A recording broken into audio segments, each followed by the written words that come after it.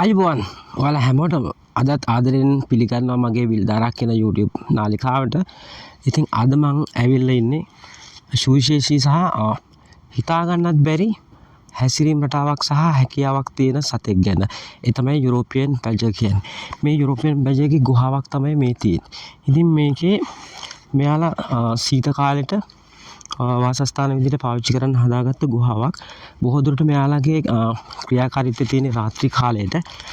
දැන් මම හිතන්නේ මෙතන ඇති කියලා. ඉතින් මම මේක සති දෙකක් තුනක් විතර යනවා දැකලා. ඉතින් රාත්‍රී කාලයේදී නිරීක්ෂණය කරන්න පුළුවන් කැමරාවක් යොදා ගන්න ඕනේ. මෙයාව රාත්‍රී කාලේදී යට හානියක් නොවි බලන්න. නමුත් දැන් මම මෙන්න මේක පාවිච්චි කරලා බැලුවා. නමුත් ඇතුළටම බලන්න බෑ මොකද ගොඩක් ගැඹුරයි මේක. ඉතින් මේක මීටරයක් වගේ තියෙන්නේ. දැන් ඇත්තටම හිතා ගන්න පුළුවන් ඊයේ ඉඳලා තියෙනවා. මොකද අලුත් පස් තට්ටු කඩාගෙන වැටලා තියෙනවා. ඉතින් මෙයාගේ තියෙන සුවිශේෂී කම තමයි යුරෝපා බැජර්ගේ.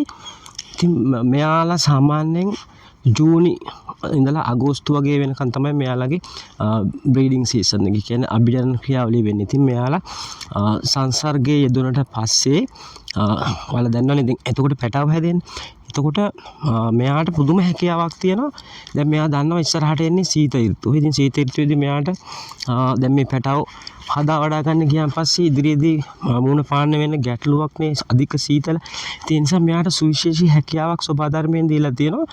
මෙයාගේ ඇඟ ඇතුලේ තියෙන කලලය වර්ධනය වෙන නොදී මාස 10ක් විතර මෙයාට පුළුවන් ඒක වර්ධනය වෙන්න නොදී තියාගන්න. මොකද සීත කාලයේ අගභාගයේදී ඊට පස්සේ වසන්ත කාලයේ උදා වෙද්දී මෙයාට හැකියාව තියෙනවා නැවත ඒ කලලයට ආරම්භයක් දීලා සති 6ක් 8ක් වගේ කාලයක් ඇතුළත තමන්ගේ පැටව බිහි කරන්න. එතකොට එයාට හොඳ පැටවන්ට හොඳ කියන්නේ සෞඛ්‍ය සම්පන්න පරිසරයක් වටපිටාවක් ආහාර පාන හැමදේම වසන්ත කාලේදී ලැබෙන නිසා මෙයාට ඒ වගේ හැකියාවක් ලැබිලා තිනු. ඉතින් බලන්න සෝබාදහම කියන්නේ කොයිතරම්නම් අපූර්ව සුන්දර දෙයක්ද.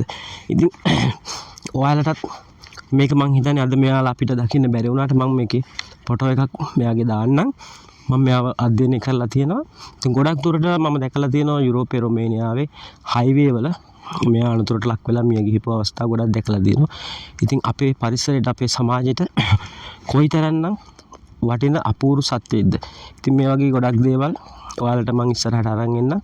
ඉතින් ආදරෙන් ඉල්ලා සිටිනවා මේක ඔයාලට වැදගත් මේ වීඩියෝ එකක් ඔයාලත් අධ්‍යයනය කරන්න.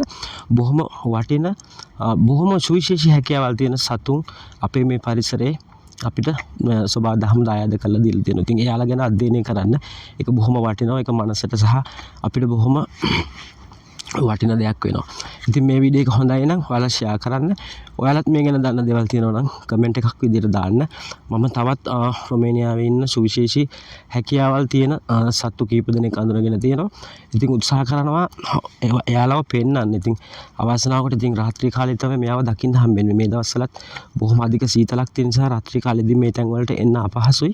ඉතින් අද ඉරිදා දවස මට නිවාඩු තියෙන නිසා මම ආවා බලන්න.